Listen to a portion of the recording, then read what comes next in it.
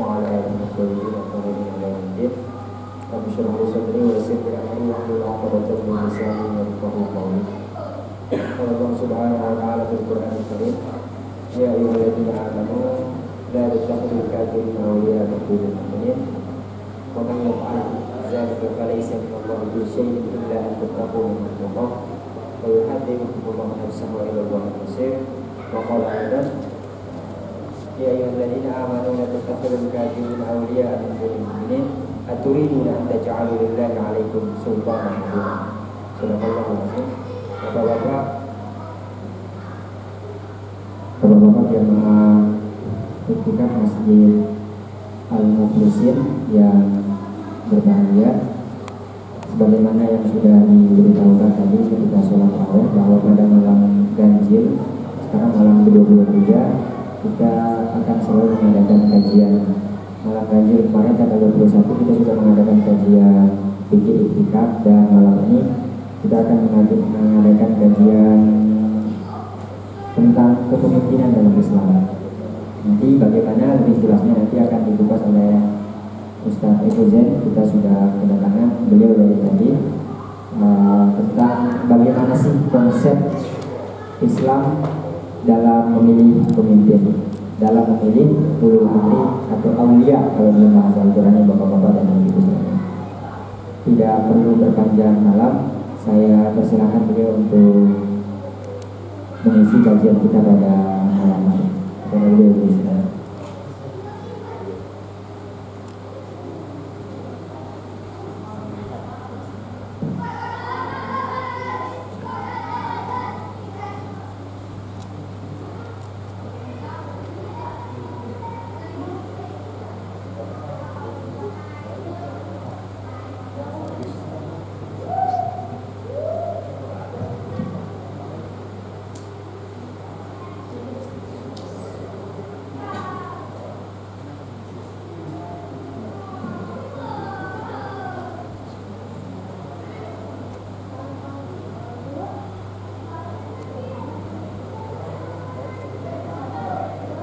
Bismillahirrahmanirrahim. Alhamdulillahirabbil alamin. Wa bihi nasta'inu ala umuri dunya waddin.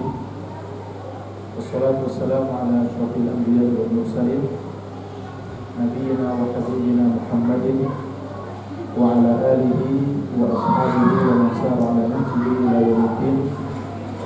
Allahumma 'allimna ma yanfa'una wanfa'na bima 'allamtana wa zidna 'ilman wa hudan wa tuqan wa salahan ya rabbal alamin. Allahumma wafiqna bima tuhibbu wa tarda. Uhayyikum bi tahiyyatil Islam, tahiyatan mubarakatan min 'indillah, tahiyatan ahlil jannah wa tahiyyatullahi hiyas salam. Assalamualaikum warahmatullahi wabarakatuh. Waalaikumsalam warahmatullahi wabarakatuh. Segala puji kita haturkan hanya untuk Allah Subhanahu wa Ta'ala, Rabb semesta alam. Alhamdulillah, sebagai salah satu bentuk rasa syukur kita kepada Allah Subhanahu wa Ta'ala, setelah sebelumnya kita meyakini bahwasanya seluruh anugerah, seluruh nikmat, seluruh yang ada pada diri kita ini merupakan pemberian dari Allah Subhanahu wa Ta'ala. Kemudian diikuti setelah alhamdulillah itu penaklukan anggota tubuh kita untuk hanya menjalankan tujuan at-ta'abbudu lillahi azza wa jalla. Karena Allah Subhanahu wa Ta'ala sudah berfirman dalam salah satu ayatnya di surat Az-Zariyat, wa ma khalaqatul jinna wal insa illa liya'budun. Maka sebagai salah satu bentuk perwujudan rasa syukur itu adalah ketika seorang hamba mampu menaklukkan jasadnya untuk terus kemudian menggunakannya beribadah kepada Allah Subhanahu wa Ta'ala. Mudah-mudahan Allah Subhanahu wa Ta'ala memberikan taufik kepada kita agar kita mampu melakukannya, sehingga Allah Subhanahu wa Ta'ala meridhoi kita dan menambah lagi nikmat-nikmatnya yang lain. Salawat dan salam mudah-mudahan senantiasa kita limpahkan untuk Nabi Muhammad SAW beserta keluarga beliau, para sahabat segenap tabi'in. Mudah-mudahan Allah juga memberikan taufik kepada kita agar kita senantiasa mampu istiqomah, konsisten dalam menjalankan sunnah-sunnah beliau SAW di keseharian kita, bukan hanya pada bulan Ramadan, tapi juga pada bulan-bulan yang lain. Karena pada hakikatnya Allah yang kita sembah pada bulan ini itu juga Allah yang sama yang kita sembah pada bulan-bulan yang lain. Nabi Muhammad yang kita ikuti ajarannya pada bulan Ramadan ini juga Nabi Muhammad yang sama yang kita ikuti pada bulan-bulan yang lain. Al-Quran yang kita baca pada bulan Ramadan ini juga Al-Quran yang sama yang kita baca pada bulan-bulan yang lain.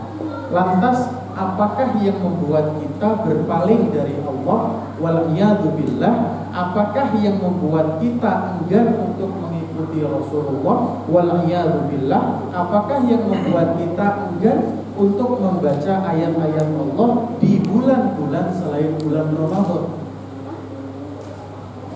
Mudah-mudahan Allah Subhanahu wa taala memberikan konsistensi kepada kita, al-istiqomah kepada kita, karena ini adalah salah satu perjalanan panjang yang akan kita lalui di kehidupan kita. Ma'asyiral muslimin, as-shaimin wal mu'takifin yang sama-sama dimuliakan oleh Allah Subhanahu wa taala. Sebelum saya mulai, saya ingin mengucapkan beribu maaf kepada para jamaah sekalian jika dalam penyampaian materi ini yang pertama mengganggu aktivitas kekhusyuan ibadah masing-masing, mau tilawah dalam artian sebenarnya membaca Al-Quran ataupun tilawah sebagai sebuah akronim, tidur di lantai bawah karena nggak ada yang bawa kasur semuanya. Mohon maaf jika penyampaian materi ini mengganggu aktivitas pribadi masing-masing. Tapi karena saya pribadi sudah mengemban amanah ini untuk menyampaikan materi ini, maka mau apa dikata harus segera dilaksanakan amanah itu agar saya tidak termasuk sebagai orang-orang yang mengkhianati amanah. Jamaah yang sama-sama dimuliakan oleh Allah Subhanahu wa taala. Yang kedua, materi yang akan kita sama-sama telaah pada kesempatan kali ini, sebagaimana yang dikatakan oleh Mas MC tadi, adalah berkaitan dengan konsep kepemimpinan dalam Islam. Sebenarnya saya sudah siapkan slide, walaupun slide-nya bahasa Arab semuanya. Alhamdulillah nggak ada proyektornya, karena kalau ada proyektornya juga semuanya berbahasa Arab. Dan alhamdulillah sebagaimana tahun lalu juga saya membawa hadiah buat para jamaah sekalian. Di sini ada 5 buku. Bagi siapa saja yang berhak untuk mendapatkannya, saya nggak tahu nanti mekanismenya seperti apa. Apakah nanti yang bertanya yang berhak mendapatkan buku ini atau seperti apa? Atau yang datang paling pertama atau yang datang paling terakhir?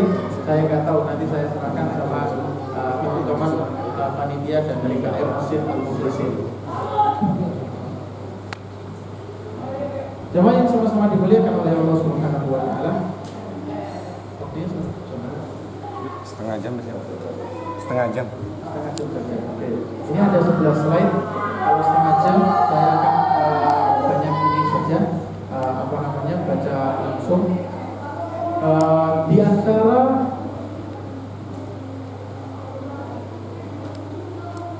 sabda-sabda Rasulullah Shallallahu Alaihi Wasallam, jika kita mentelaah kitab-kitab hadis, maka kita akan mendapati sebuah redaksi yang muncul dalam hadis-hadis yang sahihnya tidak lebih dari 20 kali. Redaksi yang menyatakan manusia terbaik. Jadi ada beberapa hadis yang disabdakan oleh Rasulullah SAW redaksi khairukum, yang dimulai dengan redaksi khiyarukum, yang dimulai dengan redaksi khairun. Dan di antara redaksi-redaksi tersebut, sebagaimana yang dikatakan oleh Rasulullah SAW dan diriwayatkan oleh Imam Muslim dalam Sahih Muslimnya dari sahabat Auf bin Malik, ada satu yang kemudian muncul dengan menggunakan bukan redaksi khairun nas. Jadi bukan sembarang manusia terbaik, bukan sembarang yang terbaik di antara kalian, tapi Rasulullah SAW secara khusus menggunakan redaksi khiyaru a'immatikum, pemimpin yang terbaik di antara kalian. Jadi di sini Rasulullah SAW seolah-olah ingin mengabarkan kepada kita tentang kriteria pemimpin yang terbaik. Jika kita memang sudah mempunyai pemimpin, apakah pemimpin kita itu layak untuk menjadi pemimpin yang terbaik sesuai dengan kriteria yang disampaikan oleh Rasulullah SAW ini? Atau justru dia menjadi pemimpin yang terburuk, sebagaimana nanti yang akan dikatakan oleh Rasulullah SAW juga. Nah, dalam hadis ini, hadis riwayat Muslim dengan nomor 1855 dari sahabat Auf bin Malik radhiyallahu anhu, Rasulullah SAW bersabda, khiyaru a'immatikum alladzina tuhibbunahu wa yuhibbunahu. Ini kriteria yang pertama, bahwasanya pemimpin yang terbaik yang kalian miliki itu adalah yang kalian cintai, tuhibbunahu wa yuhibbunakum, dan dia juga mencintai kalian. Ketika kita seorang muslim mencintai pemimpin kita dan dia juga mencintai kita, maka akan muncul kriteria yang kedua, yaitu wa yusalluna alaikum wa tusalluna alaihi. Kalian mendoakan mereka dan mereka pun mendoakan kalian dalam hal kebaikan. Jadi ada timbal balik cinta yang muncul karena dia melakukan kewajiban dan tugasnya,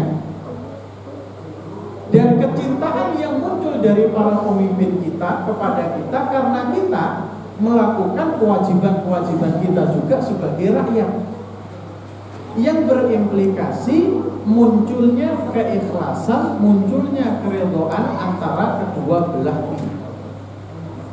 Apa buktinya? Mereka kedua belah pihak ini, pemimpin dan rakyat itu saling mendoakan dalam kebaikan, bukan mendoakan dalam keburukan. Nah, parameternya bisa kita terapkan kepada para pemimpin yang sedang memimpin kita, entah dalam ranah yang sangat besar misalkan negara, dalam ranah yang lebih kecil misalkan provinsi, lebih kecil lagi dalam wilayah kabupaten atau kota, dalam lingkup yang lebih kecil lagi misalkan kecamatan, kemudian di bawahnya ada kelurahan, sampai nanti masuk dalam RT, RW, bahkan dalam skup rumah tangga.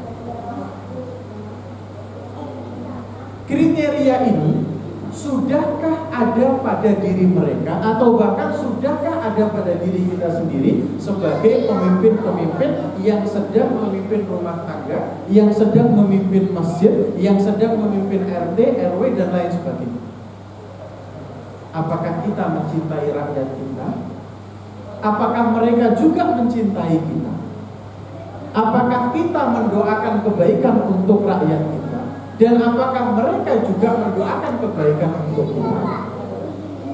Ini adalah kriteria pemimpin yang terbaik. Menurut siapa? Menurut Rasulullah SAW.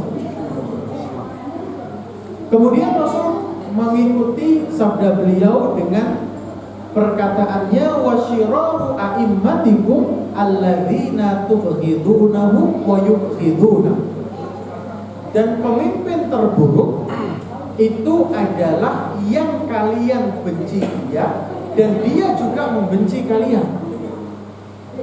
Implikasinya apa? Watal anunahum wayal anunakum. Kalian melaknat pemimpin-pemimpin itu dan pemimpin-pemimpin itu juga melaknat kalian.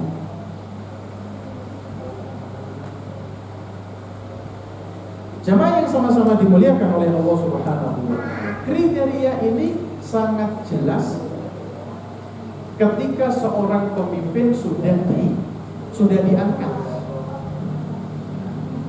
Jadi ini prosesnya atau kondisinya adalah ketika, kalau bahasa orang yang mengikuti atau bahasa negara yang mengikuti sistem demokrasi, setelah pemilu selesai, nggak ada yang bisa kita lakukan karena dia sudah jadi pemimpin. Imma dia menjadi pemimpin terbaik dengan kita mencintainya dan dia mencintai kita mendoakan kebaikan untuknya dan dia mendoakan kebaikan untuk kita, atau sebaliknya dia menjadi pemimpin terburuk karena apa? Kita benci dia benci kita melaknat mereka juga melaknat kita.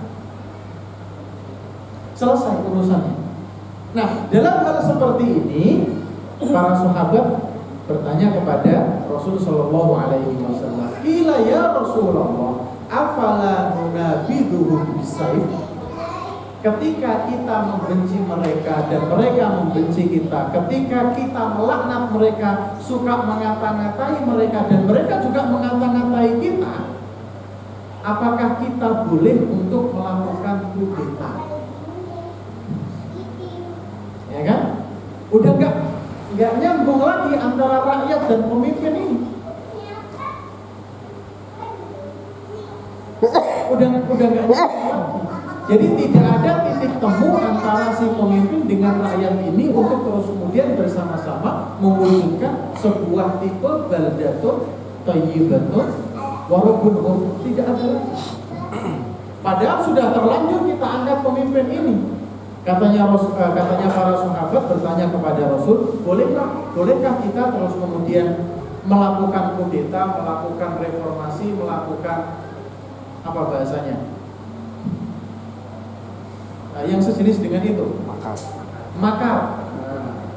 Bolehkah kita melakukan hal itu? Katanya Rasul sallallahu alaihi wasallam, la, kalian tidak diperkenankan sama sekali melakukan hal itu. Walaupun kalian benci, walaupun kalian suka nyata-nyatai, walaupun kalian suka melaknat pemimpin-pemimpin. Katanya Rasul, la ma'aqamus sholah. Selama mereka menunaikan sholat, maka kalian tidak diperkenankan untuk melakukan kudeta, pelengseran, makar dengan jalur kekerasan. Ya. Wa idza ra'aitum min wuladikum syai'an takrahuna. Kalau kalian melihat sesuatu yang tidak kalian sukai dari pemimpin yang sudah kalian angkat itu, fakrahu amalah, maka bencilah perbuatan itu. Wala tanzi'u yadan min ta'ah. Tapi kalian jangan serta-merta menjadikan kebencian itu sebagai justifikasi untuk melakukan kudeta. Benci saja amalnya, misalkan dia pemimpin itu suka menyudutkan orang Islam. Kita tidak menyukai itu, tapi jangan sampai kita melakukan makar. Jangan sampai kita melakukan kudeta selama dia pemimpin kita itu tetap mendirikan sholat. Tapi kalau sudah muncul dari pemimpin kita itu yang disebut dengan yang disebut oleh Rasul sallallahu alaihi wasallam sebagai kufrun bawah, kekufuran yang nyata, maka pada saat itu kita terus kemudian diperkenankan untuk mengambil mandat yang sudah kita berikan kepadanya, mandat kepemimpinan yang sudah kita berikan kepadanya. Yang jadi masalah kufrun bawah, kekafiran yang nyata ini bentuknya seperti apa? Terus kemudian siapa yang menghukuminya? Itu juga menjadi pertanyaan lain. Jadi tidak gampang mencabut mandat dari seorang pemimpin itu. Dalam konsep siasat syariah, konsep politik Islam itu tidak gampang. harus memenuhi syarat-syarat, dan apakah rakyat dengan serta-merta boleh memakzulkan pemimpin itu juga menjadi pembicaraan. Masyarul muslimin yang sama-sama dimuliakan oleh Allah Subhanahu wa taala, tapi kita tidak sedang membicarakan tentang pemimpin yang terburuk. Kita kan semuanya menginginkan pemimpin yang terbaik.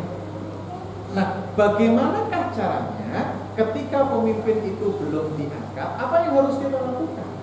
Misalkan ketika ada beberapa kandidat, manakah yang harus kita pilih? Nah, dalam beberapa literatur yang berhubungan dengan fikih siyasah, fikih politik, atau yang lebih sering disebut dengan siyasah syar'iyah, kalau kita lihat literatur kita, minimal saya katakan minimal ada 3 kitab yang layak untuk dijadikan rujukan. Kitab yang pertama adalah sebuah kitab yang ditulis oleh Imamul Haramain Al-Juwaini yang berjudul Ghiyathul Umam. Kitab kedua yang layak untuk kita jadikan referensi dalam permasalahan politik Islam adalah kitab yang ditulis oleh Imam Al-Mawardi yang berjudul Al-Ahkam As-Sultaniyah. Dan kitab ketiga yang layak untuk kita jadikan referensi dalam masalah politik Islam adalah kitab yang ditulis oleh Imam Ibnu Taimiyah yang berjudul As-Siyasah Asy-Syar'iyyah. 3 kitab ini, kalau kita ingin mengetahui konsep politik, bukan hanya sekedar kepemimpinan ya, karena politik itu kan berkaitan dengan ar-ra'i war-ra'iyah, pemimpin dan rakyat. Nah, seolah-olah para ulama ini ingin mengatakan bahwasanya konsep kepemimpinan dan konsep kerakyatan itu adalah sebuah hubungan kontrak. Artinya dua-duanya terikat kontrak. Pemimpin mempunyai kontrak dengan rakyat dan rakyat pun mempunyai kontrak dengan pemimpin. Ketika salah satu di antara kedua pihak ini tidak menjalankan kontraknya,